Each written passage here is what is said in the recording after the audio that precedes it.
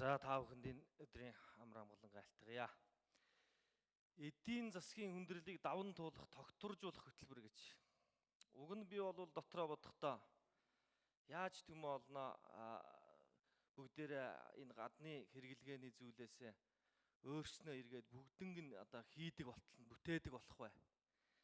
Ингээд төмөө олныгоо яаж сэтгэл санаагаар нь одоо урайлан дуудах бай. Төмөө олныхоо энэ сэтгэлгээний энэ хүч хурдыг яаж одоо нийгэмдээ сэрээж ацрах вэ? Ийм талын юмыг хийх болов гэж би бол дотроо бодсон чинь яг л эсэргээрээ нөгөө л нэг газар авахыг усаа яй, хүмүүсээс юм гуйлагчлаа. Хөрөнгө оруулагчл ирвэл одоо бид нарыг их сайхан болгоно. Дандаа л нөгөө гаднаас нэг юм гуйлагчин зангаараа нэг юм юмнууд бичсэн. Тэгээ дотор нь одоо морин тойруулахын мөрөөдөө тоглоомын газар байгуулъя энэ гэсэн тийм юм байна. Тийм одоо ийм сэтгэлгээний ийм хямрал давтчихжээ. Энэ тархины тураалтай ийм зүйл хийсэн байна гэж би бас дүгнэж байна. Яагаад өргөн олныхоо оюуны энэ хүчийг олж харахгүй байгаа юм бэ, тийм ээ? Сэр хийлгсэн ийм шин содон жинхэнэ Монголын одоо төрчний жинхэнэ зөв зүйл рүү орлоо шүү гэдэг ийм зүйлийг хийхгүй байна. Яг сэрэлтийн лам шиг болцсон яг нэг зилээ өвхэд явж байгаа юм шиг санагдаж байна. За ингээд хараад ажиглаад байхад энэ их хурлын чуулган ийм сайн сайхны төлөө биш. Зүгээр л нэг ийм өөрөөсөө өөрчлөгдөж чаддаггүй, өрөөл олныгоо урайлж чаддаггүй. Ингээд зүгээр нэг ийм ярьдаг. Энэ зүгээр ийм чуулааны өргөө биш. Зүгээр ийм маргааны ийм хэрүүлийн л газар юм шиг надад санагдаж байна. Энэ гараас нь ажил гардаггүй. Худлаад ингээд нэг баахан хямрал, баахан л юм яриад ингээд идэг.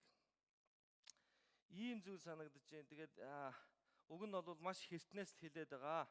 Энгийн байх, төмөн олондоо хандаад тэдэн дотроо ороод урайлаад дуудах ийм чиглэлийн сэтгэхүй бол байх ёстой. Тэгээд оюуны хувьсгал, сэтгэлгээний хямралаас энэ оюуны хувьсгал хийж гарцгаая л гэж хэлмээр санагдаад байна. Тэгээд энэ тарих сэтгэхүйн тураалын ийм хямралд Монгол өртчөөд байна гэж хэлэх гээд байна. Тэгээд энийг бол би дэмжихгүй байна. За сая Эрдэнтийн тухай асуудал ингээд дийгдлээ. Тэр Эрдэнтийг ямар их үүсвэрээр авсан бэ гэдгийг ерөөсөө хинч тодорхойлохгүй юм. Хоосон тэгэл эргээл. Одоо уг нь энд нөгөө нэг юуны хэлэлцүүлэг, нээлттэй хэлэлцүүлэг хийх ёстой шүү дээ. Тэр яагаад хийгдэхгүй байгаа юм бэ? Тэр Монгол улсын ерөнхийлөгч гэж нэг залж нөхөр байна. Тэр хүнийг яагаад нэг байшин дотор байж дууж оруулж ирээд асууж болохгүй.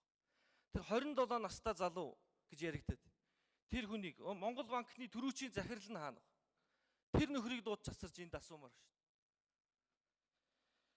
Тэгэд нэг байшин дотор байж нэгнийгээ олж ингээд уулзч чаддаг ба. Ийм их сонирхол нөхдүүд байна да. Хоосон гээл тойрол нэгнийгээ ингээд худлаа ингээд яваад бөөрн хийлэл яваад байгаа юм шиг ийм мэдрэмж төрж байна. Тэгэхээр энэ хилцүүлгийг хийгээч гэдгийг бас энэ дашрамж шаардмаар байна. Нүүрээ харж байгаад ярих хэрэгтэй шүү дээ. Яг улаан нүүрээ харж байгаа. За иймэрхүү байна. Тэгээд цаашлаад ингэх юм бол энэ Эрдэнтийн асуудлаар би Монголын үндэсний телевизэд цаг өгөх тухай саналаа хургуулсан байж байгаа. Эдгээр хүмүүс энэ их хурлын танхимд ирж юм уу эсвэл ямарваа нэгэн байдлаар нүүрээ харж уулзахгүй байгаа тохиолдолд бүх хүмүүст одоо дуудаж нүүрээ харж энэ Монгол орныхаа төлөө ярих тухай ийм зүйлүүдийг одоо цаашаа би авч хэрэгжүүлж зогсдгүйгээр явах болно. За тэгээд энэ эдийн засгийн хүндрэлээс бол бид бүхэн бол төмөн олноо урайлж ижил бүгд нийлж ижил гарна. Үндэснийхээ үйлдвэрлэлүүдийг дэмжих тухай, хүн болгон дор бүрнээсээ өөрчлөгдөх тухай энэ зүйлэл яригадаад байгаа шүү дээ. Түүнээс биш гаднаас юм гуйлагчлах тухай биш. Одоо АСЕМ гээл одоо бүгд л зунжингаал нэг баахан гадаадын хүн хацарж байгаа л гуйлах гойсон шүү дээ. Долоочих шахаал ирсэн хүний цүнх сав ухаал. Одоо тийм ээ. Дараагаар нь одоо энэ урд хөршрүүч явлаа. Их наран ус руу одоо наран ус руу ч явлаа тийм ээ. Дандаа л гуйлах. Тэгээд ийм гуйлагчин сэтгэхүйсээс салмаар байна. За баярлалаа.